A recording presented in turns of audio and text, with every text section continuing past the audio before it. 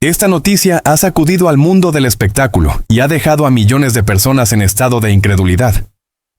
La repentina y trágica muerte de Jason Jiménez no solo apagó una voz querida, sino que abrió una profunda herida colectiva llena de preguntas sin respuesta. En medio del dolor, el desconcierto y la conmoción, comenzaron a surgir análisis, teorías y reflexiones que buscan comprender qué pudo haber ocurrido realmente. Especialistas y observadores han planteado hipótesis que, aunque aún no concluyentes, revelan la magnitud del impacto de este suceso. Hoy iniciamos este recorrido informativo para entender por qué este accidente ha generado tanta controversia y por qué su eco sigue resonando con fuerza. El impacto inicial dio paso a una etapa más silenciosa pero igual de intensa, la de las preguntas. Mientras el dolor seguía expandiéndose, las autoridades aeronáuticas comenzaron un trabajo minucioso, casi quirúrgico, para reconstruir cada segundo previo al accidente aéreo que acabó con la vida de Jason Jiménez y de otras 5 personas. Nada se dejó al azar. Cada resto del fuselaje, cada fragmento del motor, cada registro de comunicación, fue tratado como una pieza clave de un rompecabezas aún incompleto. En paralelo a la investigación oficial, una voz experta empezó a ganar relevancia.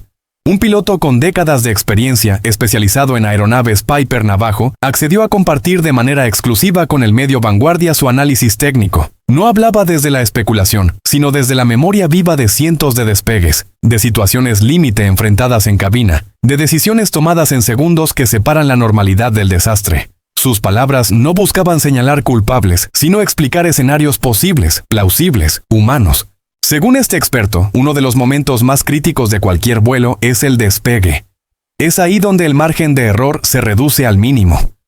Una posible falla de motor en esa fase, explicó, puede convertirse en una situación extremadamente difícil de controlar, especialmente si se combina con factores externos. El avión apenas gana altura, la velocidad aún no es estable, y cualquier irregularidad mecánica exige una reacción inmediata y precisa. No hay tiempo para corregir, solo para intentar sostener el control. A este escenario se suma un elemento que muchos pasaron por alto en un primer momento, la ubicación del aeropuerto de Paipa. Situado a una altitud considerable, este factor modifica el rendimiento del avión. El aire es menos denso, los motores trabajan con mayor exigencia y la capacidad de ascenso se ve afectada.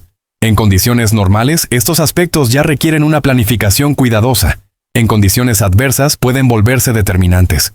El peso total de la aeronave también entró en el centro del análisis. No se trata solo del número de pasajeros, sino del combustible cargado, del equipaje, del balance general del avión. El experto explicó que, en vuelos programados con una duración específica, cada kilo cuenta. Un cálculo ligeramente desajustado puede afectar la capacidad de respuesta del avión ante una emergencia inesperada. Y en aviación, lo inesperado siempre está al acecho. Mientras tanto, en redes sociales comenzaron a circular teorías de todo tipo. Algunas hablaban del tablero de control, sugiriendo posibles alertas ignoradas o fallos en los instrumentos. Otras mencionaban el temido fenómeno del apagado de motor. Una situación que, aunque poco frecuente, puede ocurrir si se combinan varios factores críticos. Incluso surgieron rumores sobre una posible distracción en cabina, insinuando que el piloto podría haber estado revisando su teléfono móvil en los instantes previos al despegue.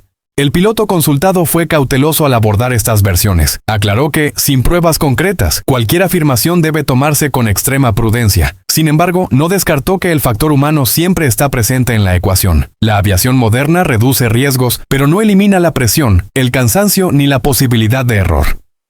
Cada vuelo es una interacción constante entre la máquina, el entorno y la persona que la controla.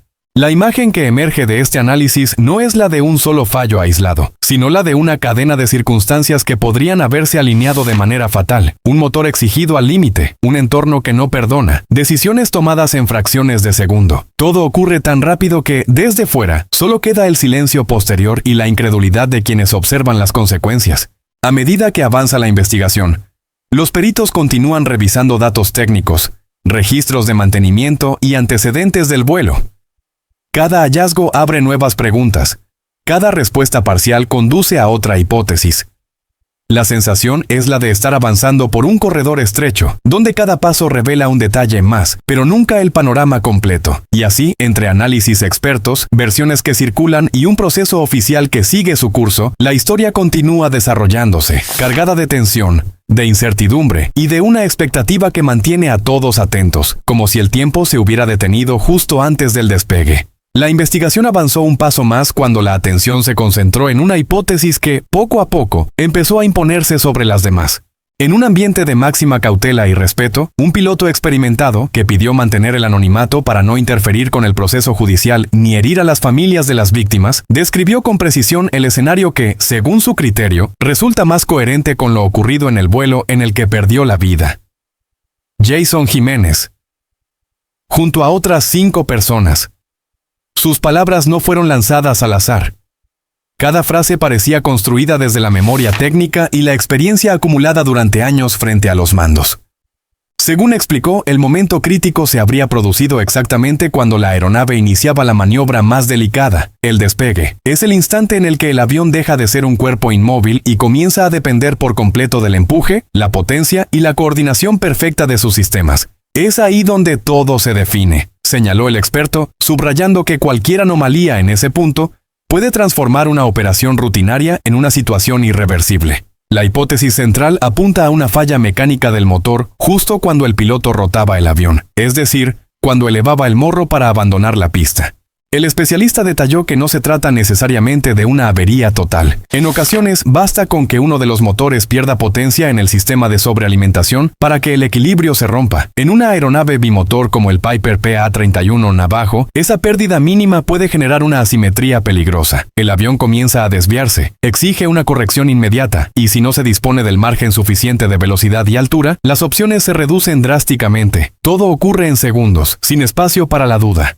A este posible fallo se sumaron las condiciones propias del aeropuerto de Paipa. La pista, su longitud y su entorno influyen directamente en la capacidad de aceleración y ascenso. La altitud vuelve a aparecer como un factor silencioso pero decisivo. El aire menos denso obliga a los motores a trabajar más, y cualquier deficiencia se amplifica. El piloto entrevistado explicó que, en estas circunstancias, el despegue exige una precisión absoluta. No hay margen para un motor indeciso ni para una respuesta tardía.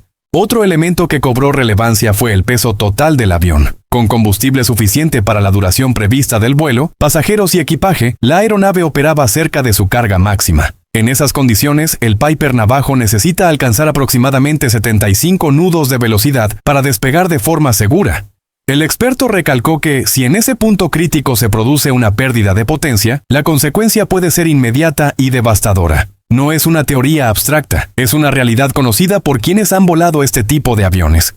Mientras los investigadores recopilaban restos y analizaban datos técnicos, en el espacio digital proliferaban versiones alternativas. Algunas apuntaban al tablero de control, insinuando fallos en los instrumentos o alertas no detectadas a tiempo. Otras hablaban del temido apagado de motor. Un fenómeno poco común pero posible cuando convergen varias condiciones adversas. Incluso surgieron rumores sobre una posible distracción del piloto, alimentados por comentarios que mencionaban el uso de un teléfono móvil en cabina. El experto, sin embargo, se mostró prudente frente a estas afirmaciones, recordando que, sin pruebas verificadas, todo permanece en el terreno de la especulación. Lo que sí dejó claro es que la aviación no suele sucumbir por una sola causa. Más bien, los accidentes se construyen como una cadena de eventos. Una pequeña falla, una condición ambiental exigente, una carga elevada, una decisión tomada bajo presión. Cada eslabón por separado puede parecer manejable, pero juntos forman una secuencia que se vuelve imposible de detener. En este caso, la teoría mecánica ganó peso precisamente porque encaja con esa lógica implacable.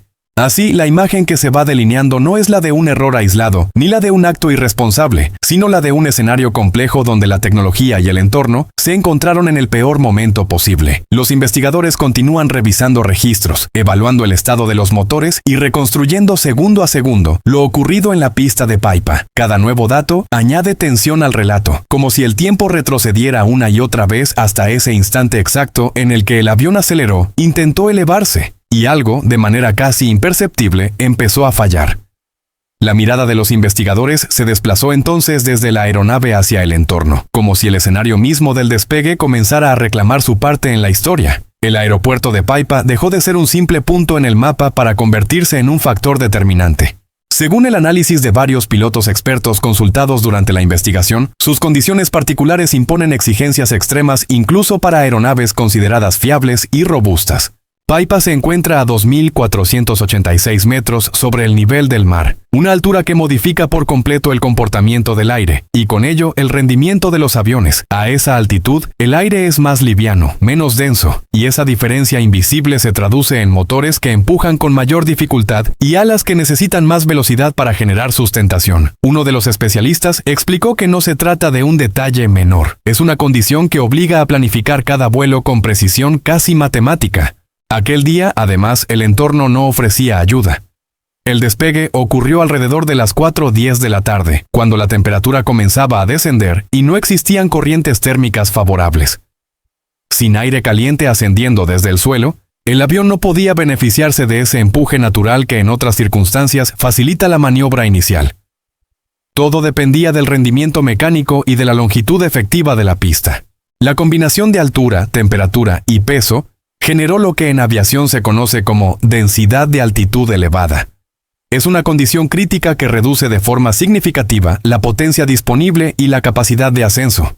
En palabras del experto, es como pedirle a la aeronave que haga un esfuerzo extra desde el primer segundo, sin margen para fallos. Para operar un Piper Navajo con seguridad en ese contexto, señaló, se requiere una pista de entre 800 y 1000 metros, y aún así todo debe funcionar de manera impecable. El avión había sido cargado con combustible suficiente para el trayecto previsto, llevaba a todos los pasajeros y el equipaje correspondiente. Cada uno de esos elementos sumaba peso, y cada kilo adicional exigía más velocidad, más empuje, más espacio. En condiciones normales, el cálculo podría haber sido aceptable. En Paipa, bajo esas circunstancias específicas, el equilibrio era frágil, bastaba una mínima irregularidad para que la ecuación dejara de cerrarse. El piloto fue claro al describir el escenario. Si uno de los motores hubiera presentado una falla, incluso parcial, el avión simplemente no habría tenido la capacidad física de despegar con seguridad. No se trataba de una cuestión de habilidad o experiencia, sino de límites técnicos. La pista, la altitud y la temperatura no perdonan cuando la potencia no es plena. Esta explicación cobró aún más fuerza cuando se recordó que Jason Jiménez ya había realizado un vuelo similar hacia Panamá en la misma aeronave. La diferencia, subrayó el experto, radicaba en las condiciones.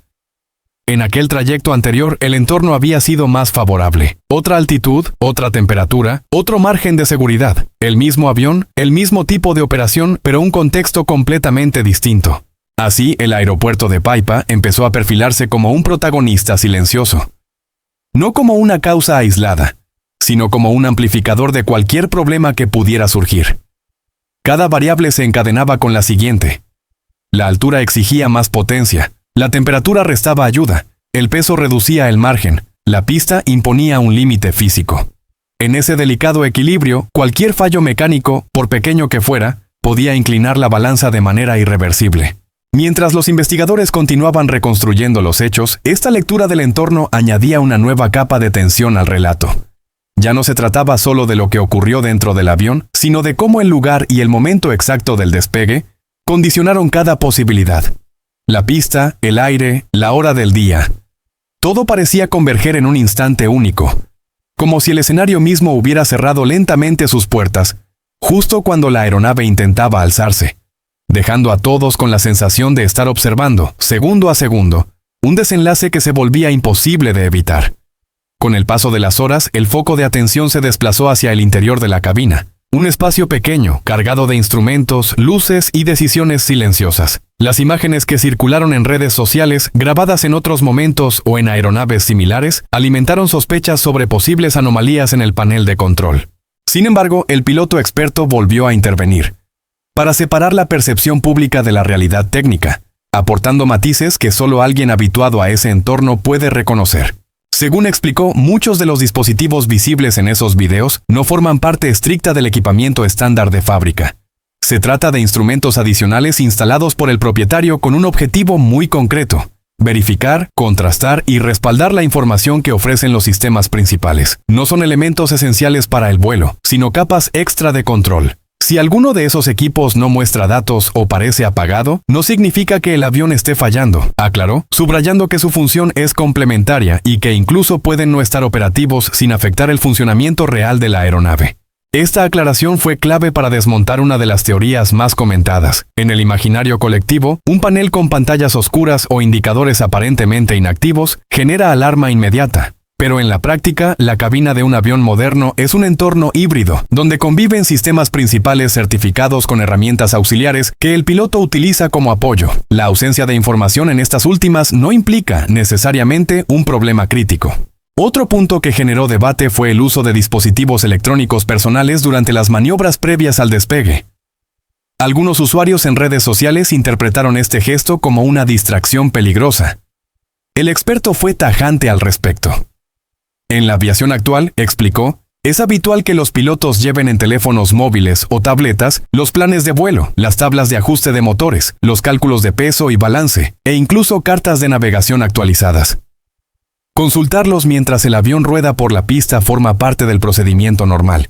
En ese momento, el piloto está programando el avión, verificando parámetros y confirmando que todo coincide con lo planificado, afirmó. No se trata de una acción improvisada ni ajena a los protocolos, sino de una adaptación lógica a la tecnología contemporánea. Lejos de ser una distracción, es una herramienta integrada al proceso de verificación previa al despegue. Aún así, la conversación regresó inevitablemente a uno de los escenarios más temidos en aviación: la pérdida de sustentación aerodinámica, conocida como stall. El experto explicó que este fenómeno no es uniforme ni automático. Depende de múltiples variables que interactúan entre sí. La longitud de la pista, el peso del avión, la configuración de los flaps elegida por el piloto y la velocidad alcanzada en el momento de rotación influyen de manera directa. Cuando un avión entra en pérdida, describió, no se trata de una caída repentina y silenciosa. La aeronave comienza a temblar, a sacudirse, dando señales claras de que ha alcanzado el límite mínimo de velocidad para mantenerse en el aire. En condiciones normales hay margen para corregir, reducir el ángulo de ataque, aumentar potencia, estabilizar. Pero ese margen se reduce drásticamente si el entorno ya es exigente y si la potencia disponible no es la óptima.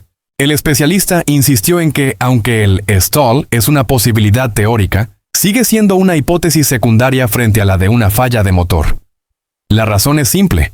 En el contexto descrito, altitud elevada, peso considerable, pista con limitaciones, cualquier pérdida de potencia convierte la recuperación en una tarea casi imposible. La sustentación no desaparece de golpe. Se erosiona segundo a segundo hasta que el avión deja de responder como se espera.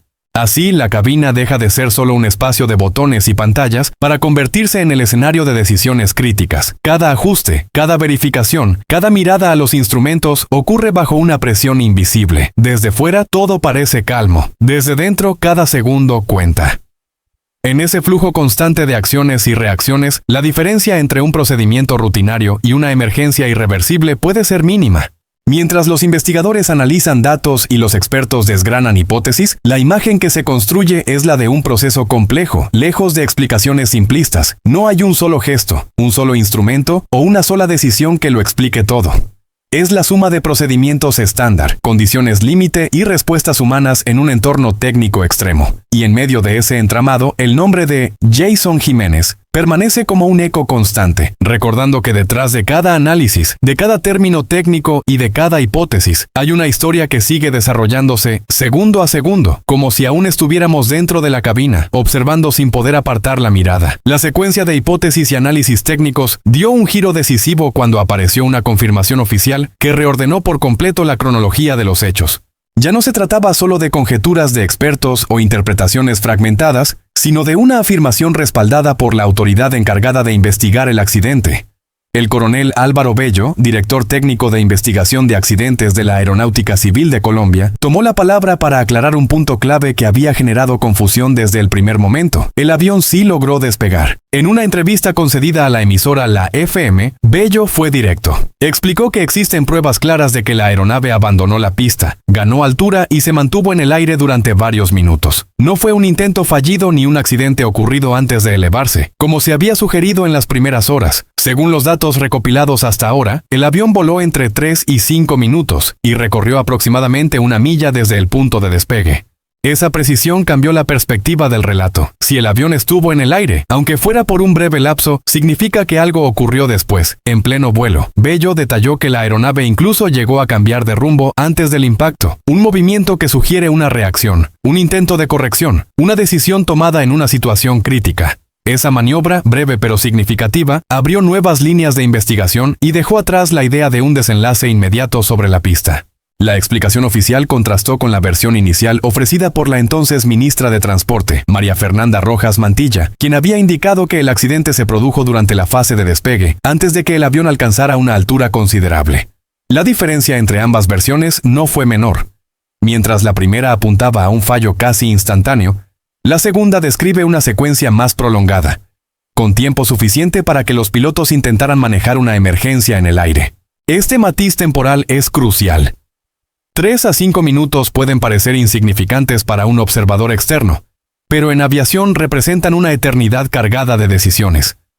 En ese breve lapso, la tripulación habría tenido que identificar el problema, evaluar opciones y reaccionar bajo una presión extrema. El cambio de rumbo mencionado por Bello sugiere precisamente eso, un intento de buscar una alternativa, quizá regresar, quizá ganar tiempo, quizá estabilizar una situación que se deterioraba segundo a segundo. El coronel también confirmó que la aeronave contaba con todas las certificaciones necesarias para operar. Los documentos estaban en regla, los permisos vigentes, los controles administrativos cumplidos. Este dato descartó de inmediato una línea de sospecha que había circulado con fuerza en redes sociales y reforzó la idea de que la investigación debía centrarse en factores operativos y técnicos más que en irregularidades formales. Mientras los equipos especializados continuaban trabajando en el lugar del impacto, la investigación avanzaba en dos frentes paralelos. Por un lado, la recolección de restos, registros y evidencias físicas. Por otro, el análisis de la información preliminar que permite reconstruir la trayectoria del vuelo. Cada dato confirmado iba ajustando el relato, como si las piezas de un mecanismo complejo empezaran a encajar lentamente. Bello fue prudente al evitar conclusiones apresuradas. Subrayó que el proceso aún se encuentra en una fase de análisis y que determinar la causa exacta requiere tiempo, contrastes y verificaciones exhaustivas.